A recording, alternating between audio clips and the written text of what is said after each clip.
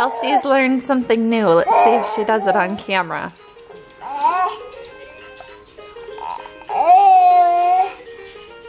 Yeah? What you doing?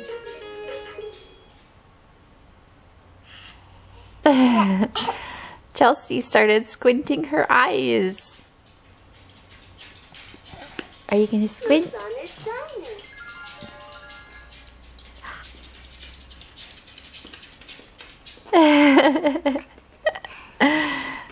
Oh, thanks, Ed. Are you watching Mommy do it?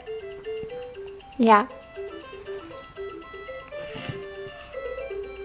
You're so silly. Chelsea.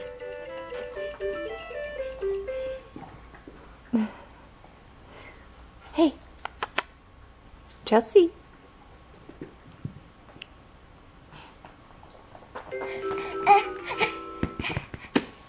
Oh boy. Somebody wants to play. Si hablo español? Is that even how you say it? Did I even say it right? I flunked Spanish too. Michael and I both flunked Spanish. Chelsea and I just got up from a nap, actually. She took a long nap today. And she's playing with this toy that I told you guys that I got her, what, last week or the week before? Something like that. And it has a music switch, an ABC switch, an off switch. What's the switch on the bottom for? I don't know. The switch. That switches between all the different versions. Oh, so that kind of mixes it up. That's the one I had it on. And then there's Spanish. Well, am I focused? No. She keeps switching it to the Spanish one on her own. And we hear do-do-do-do-do-do, and like, I don't know, Spanish words that we don't know what they are. But it's the Spanish music one. There's Spanish music, Spanish words. Yeah. So we keep hearing little Spanish words coming from her toy. Spanish music. She's sweating in her sleep. So we keep switching it. Uno, dos. We want you to learn English first, okay? Spanish is okay, but let's work on our English first. She like drags her hand down, and it's down for the Spanish. Oh, so it switches it. Oh my goodness. Oh, finger. Oh, finger. See, we talked about this the other day. Finger wedged right in there. Goodness. And could have just like smashed it. She did. She pinched wasn't it. Force down on it. No, but she had this look on her face. Don't do that. See, she did it again. Oh my goodness. Well, honey, she doesn't know. She's just a baby. I know she's got to learn, but gracious. So yeah. It'd be fine if she opened and closed it, but she has to put her finger in there. She insists on putting her finger in there and slamming it on her own finger. See, watch.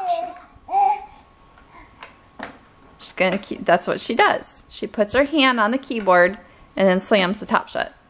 Here, maybe so if you don't have to reach so far. I don't know. As soon as she woke up from her nap, I showed you guys earlier, she was squinting. She woke up from her nap, smiled at me, and she goes, she started doing it again right away. Did she get her finger? It's in there. Yep. Oh boy. She wasn't, I don't think she was pushing down that time on it, but I don't know, she had that look on her face like, uh-oh, what'd I do? Yeah. This hurts. So stick your finger in there. It's date night. We are actually going to 2 different places because I have one of those coupons to Burger King where I get a free Whopper when I buy a drink and a fry. And Michael is, what, just wanting... I got a McDonald's thing going on. You got a hankering for McDonald's. And like I told you guys last week, I've just been like anti-McDonald's lately. I don't know why. I'm just like... Too, but... Well, not anti-McDonald's, like I wouldn't eat there, but that I'm not wanting it. I don't have the taste for it, the hankering for it. Like if he said, you know, let's go to McDonald's, I just would, and I would eat it, but I'm just like, I'm not feeling it. So I'm gonna get my Whopper, which I love. What are you getting? Chicken sandwiches? Oh, yeah. Yeah. That's what we usually get. The $1 McChickens is what we usually get when we go to McDonald's. And yeah, I'm just not feeling it. So we are off. We were just talking about the bus stop. We had to stop for the bus because the kids were getting off. That was junior high kids. That's what I figured. Yeah. Our Alex's little friend that lives down the street from us, I was like, oh, that's where she has to walk from. That's kind of far. Michael's like, yeah, I had to walk that really farther. Doesn't make sense.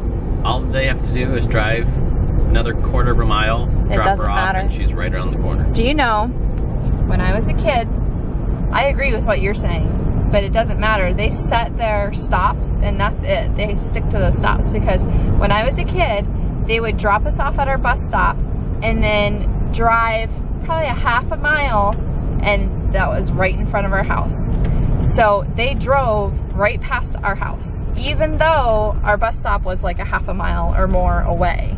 So they made us get up at our bus stop, and then they still drove right past our house. So they could have stopped at our driveway and let us off at our house, but they didn't. Once in a while, if it was pouring down rain, maybe they would, but they made us walk. How crazy is that? That they go right past your driveway and they won't stop and drop you off. They make you walk. We usually, but this was in the country, we usually stopped at everybody's house. Well, we were in the country too. That was the thing. In elementary, they picked us up and dropped us off at the end of our driveway. In junior high, they made us walk in the morning and in the afternoon, even though in the morning and afternoon, they drove right past our house, right past our driveway. And we were in the country.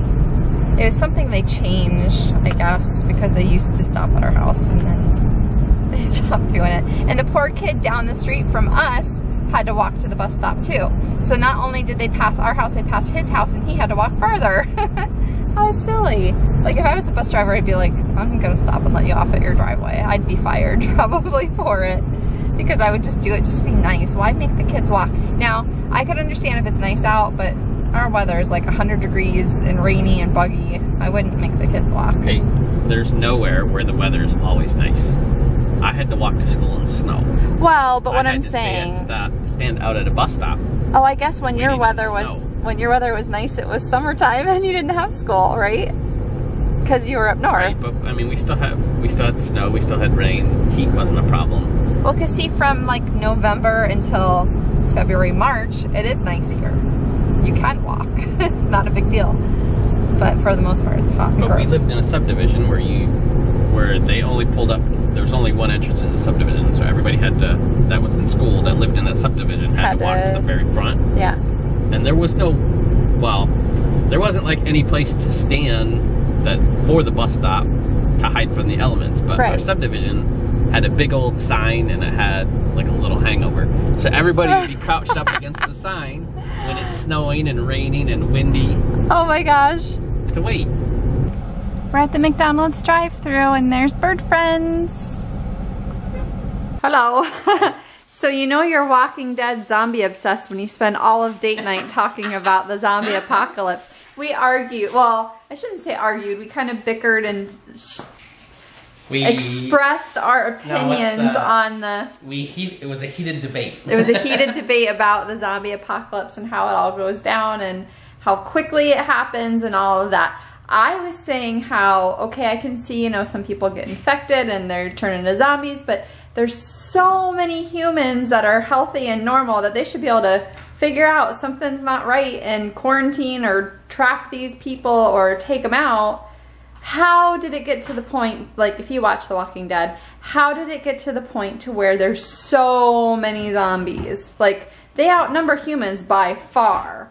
How is it possible that it got to be that bad? I'm thinking, okay, give the human race a little bit of credit here. That we're not that dumb that we can't figure out how to control this.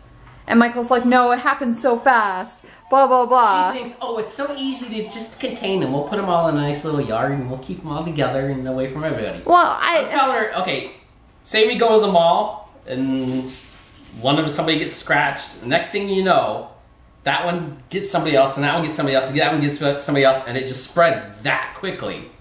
She's like, well, somebody's going to just start taking them out. I'm like, are you going to take them out or are you going to be one of the people running? Well, I'll probably run. Yeah, I was like, well, I'd probably run. But then you think, well, somebody would be brave enough, or hey, maybe I would be brave enough to grab an object, but pop them on the head with it. You probably, in a busy place, a big city, you probably couldn't take them out fast enough as they multiply.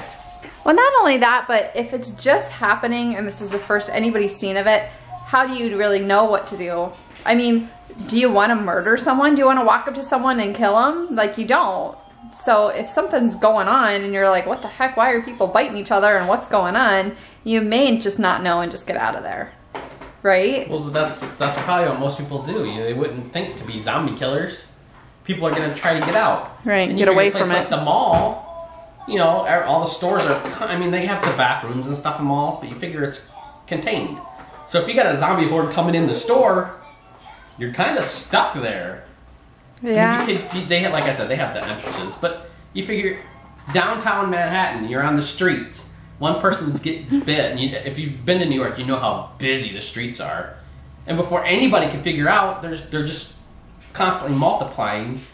You know, one person might figure out, oh, these are zombies, I better start killing them, but by then they're just, this one makes 2, and those 2 make 4, and those 4 make 16. Calm down, calm down, calm down. This was going on in the car, and it started with this, Halloween Horror Nights. I was talking about it, and I said, oh, I kind of would have liked to go just because it was based on, like, set up to look like The Walking Dead. So I thought that would be cool to see the props and all that stuff because it's supposed to look like the set. They have Dale's RV there and some other props from the show. And I was saying, you know, that it would be cool to see that. And then, I don't know, we just kind of, it snowballed from there. And I just kind of feel like something would have been done. Like, it would have been controlled a little bit better. I don't see how it got so out of hand that before you know it, we're outnumbered. I don't think that we could be outnumbered. And I don't get how you can't, because it's not a virus where if I cough on you, it's... No, I understand that. If you die, you turn. So anybody, at any point, anywhere in the United States, if they die, they turn. Right, I understand that, but... How are you going to contain everybody when you don't even know? Because you don't Some have... old person in an old person's home dies. And then there goes the whole old person's home. Everybody in there would be infected. Somebody bites an orderly, and then they get out, and they start spreading. Once they've gotten out of a building, and one goes this way, one goes this way, how do you contain that back in? I'm still sticking with my theory that I have a hard time believing that regular, normal humans would get outnumbered that quickly. I could see if it was even Stevens, maybe. But this has happened in our history. People have gotten, not killing or zombies, but, you know, there was the plague. Like, yeah. And people, before they could figure out what's going on, everybody's got it. They did contain it to a certain extent. Right, but it's not like you would just, like, bam, turn into a zombie because you're breathing the same air. You have to be bit or scratched. Or die. Or die. But you're not going to have hundreds of people just up and die one day and turn into a zombie. How many people die every day just in the United States? How many people are I don't know, born? Google it. I bet a lot. How many people are born and living, though, or capable of... Chelsea, go hunt some zombies. What? You can't figure the born people. But you know what I mean? Somebody just died. Somebody just died. Somebody just died. And these are all people that are turning, and... This is not going to end. This is going to... We're going to have to, at some point, we're going to be like, okay, you better, we gotta let it go. When it all happens, you better just stick with me. Everybody's someone's going to get hurt. If you're on your game plan, we're really screwed. Oh, no, I'm going to be fine. Somebody will take care of it. They'll sweep it away. No! Oh! Daddy! No. He got in the way. I was walking first, and you got in the way. Oh.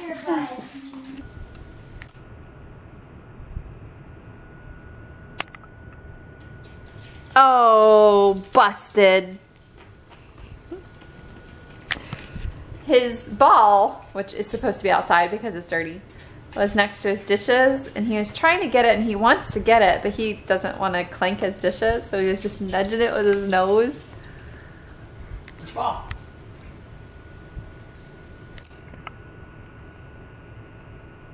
Get your ball. Get your ball. Get your ball, Eddie. Get it. Get the ball. He's like, I'm just going to stand here and will it to move.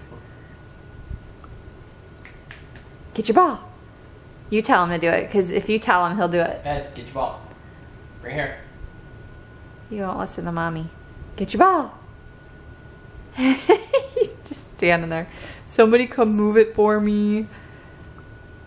We're not moving it for you. I'd get it. Get your ball. Just gonna stand there. Fine, stand there. Have it your way.